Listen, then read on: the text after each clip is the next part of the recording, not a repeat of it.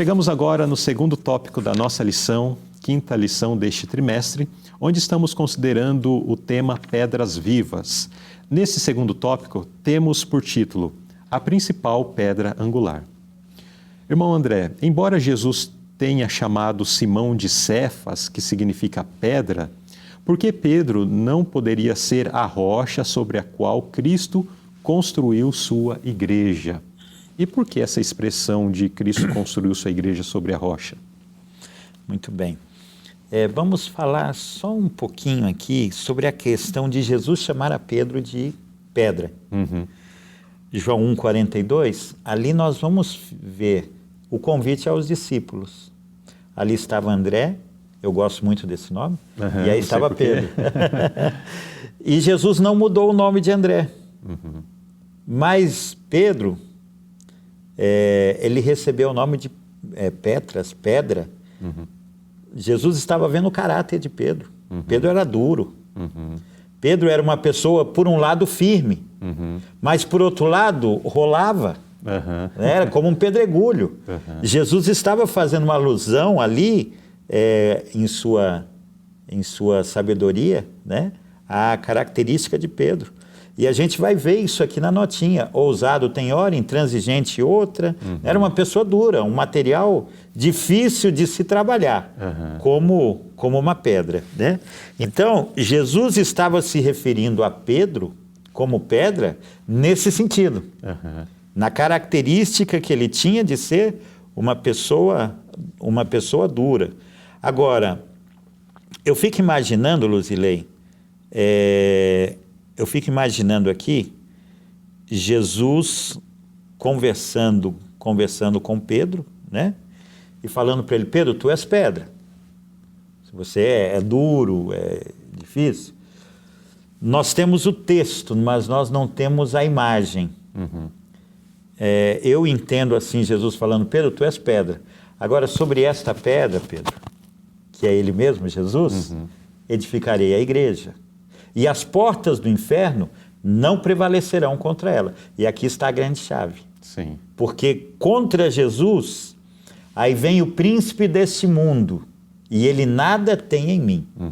O inimigo nunca conseguiu prevalecer contra Jesus. Porém, o que aconteceu contra Pedro?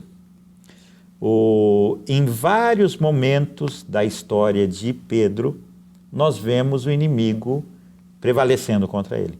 Inclusive, quando ele negou a Cristo, a inspiração aqui diz que as portas do inferno prevaleceram contra ele. Está na nota. Está na nota. E se a gente pegar, por exemplo, Mateus capítulo 16 mesmo, nós vamos ter ali o caso de Jesus chegou para Pedro e falou: Senhor, para quem iremos nós? Só tu tens a palavra de vida eterna. Jesus falou: Pedro, não foi você que falou, foi Deus que falou por você.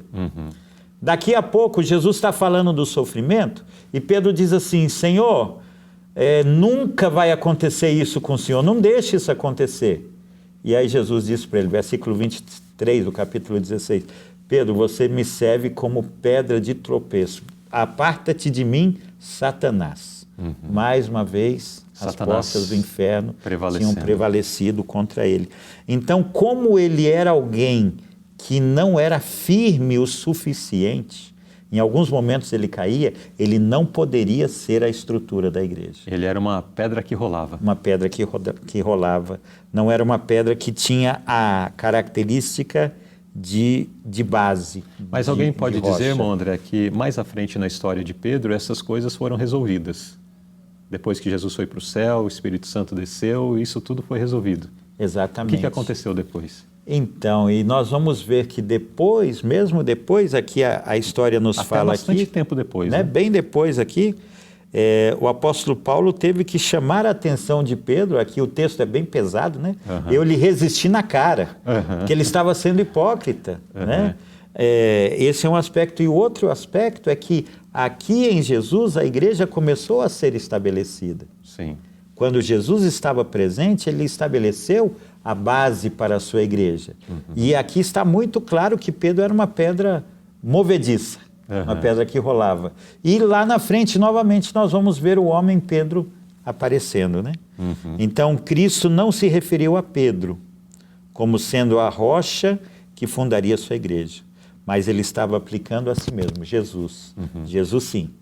Ele é a rocha sobre a qual a igreja é edificada.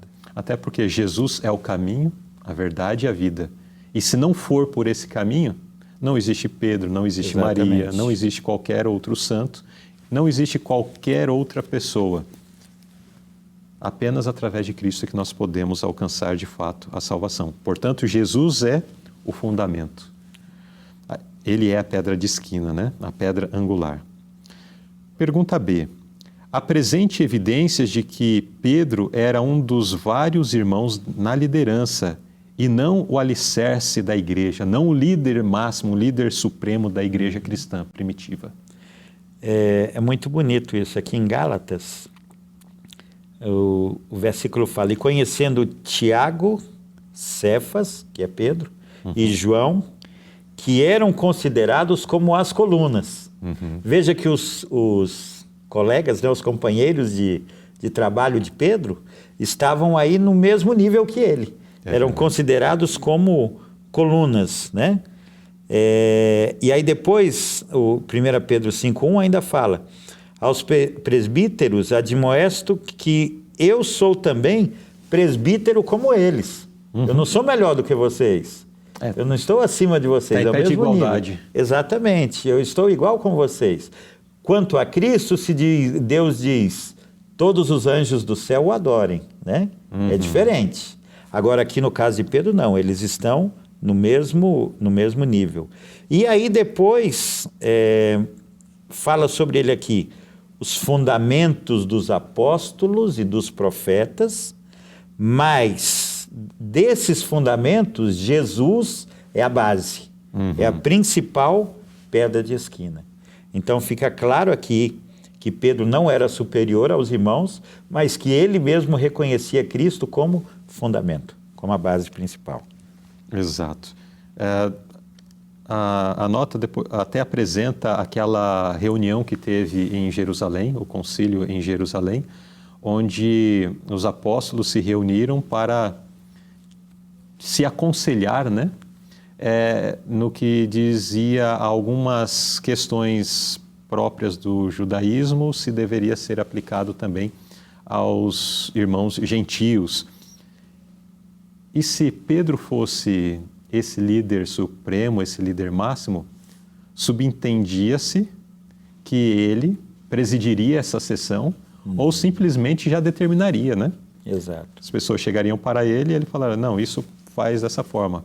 Mas quando nós lemos no livro de Atos esse registro, Atos 15, nós vamos ver que não foi ele que presidiu, ele foi apenas um dos que estavam ali, conforme os outros textos já mencionados pelo irmão André, já deixaram bem claro. Ele era um, e ele sabia que era um daqueles que estavam ali, que foram enviados por Cristo para pregar o evangelho a todo mundo. Então, numa linguagem bem reformista, é como se nós tivéssemos ali uma reunião da Conferência Geral e Pedro era um dos departamentais, mas o presidente era Tiago. Exato. O presidente não era Pedro. Então, nós não vamos ver em nenhum momento Pedro como presidente, como líder máximo da igreja. Não, ele era um dos colaboradores. Exato, como os demais, né? Vamos à pergunta C. Quem Pedro considerava como a única rocha sólida e o verdadeiro fundamento da igreja? Porque Pedro declara. Sim. Ele não declara isso acerca dele mesmo. Como nós já vimos, ele declarou: sou um presbítero como os demais. Estou entre aqueles que estão servindo a igreja, assim como outros tantos. Mas ele se refere a alguém como sendo a rocha sólida. Quem é este? Então, a linguagem de 1 Pedro 2, 3 a 6 é muito linda, né? Ele primeiro chama: vocês já provaram que o Senhor é benigno? Que Ele é bondoso? E aí ele fala que nós somos pedras vivas e tal, mas que aquele que foi a pedra reprovada, né, pelos homens, mas foi eleita e preciosa, esse sim, o Senhor Jesus Cristo. Então ele reconhece o Senhor Jesus Cristo como a principal pedra de esquina, a pedra angular, a pedra principal. Muito bem. Então, neste segundo tópico, nós aprendemos sobre a principal pedra angular. E o mesmo reconhecimento que Pedro teve acerca dele, reconhecendo-se como um servo do Senhor, como alguém que estava apenas buscando fazer a vontade do Senhor. E o reconhecimento que ele teve acerca de Jesus Cristo, nós também precisamos ter. Volto a repetir a pergunta que nós fizemos lá no fechamento do primeiro tópico. Quem é Jesus para você? Será que Jesus tem sido a nossa rocha sólida, o verdadeiro fundamento? A pergunta C fez menção da igreja. Mas vamos pensar acerca de nós individualmente. Jesus tem sido o fundamento da nossa fé como pessoa, como indivíduo? Será que Jesus tem sido o alicerce dos nossos pensamentos, das nossas palavras, das nossas ações? Ou será que Jesus, ele é o fundamento apenas da teoria, mas quando a coisa acontece na prática, o nosso fundamento está nos filósofos, está nos sábios, está nos influenciadores, né, aí das redes sociais? O que de fato tem sustentado a nossa vida?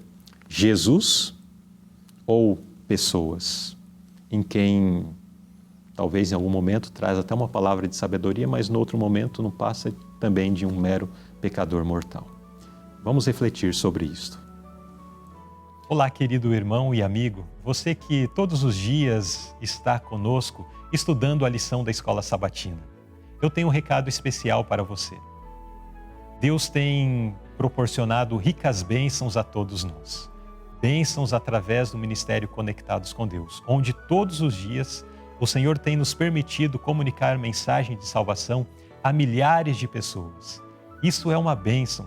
Nós ficamos muito felizes por isso. No entanto, nós precisamos fazer ainda muito mais do que tem sido feito até o presente momento.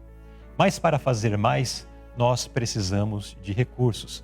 Precisamos da generosa contribuição dos nossos irmãos. E nesse instante, eu quero apelar ao coração de todos vocês para que separem uma oferta especial para dedicar ao Ministério Conectados com Deus, para ajudar o programa Lição Interativa, para ajudar a produção das lições das crianças, das lições dos adolescentes, a produzir conteúdos para os demais canais aqui deste ministério. Ajude-nos a compartilhar o Evangelho com outras pessoas.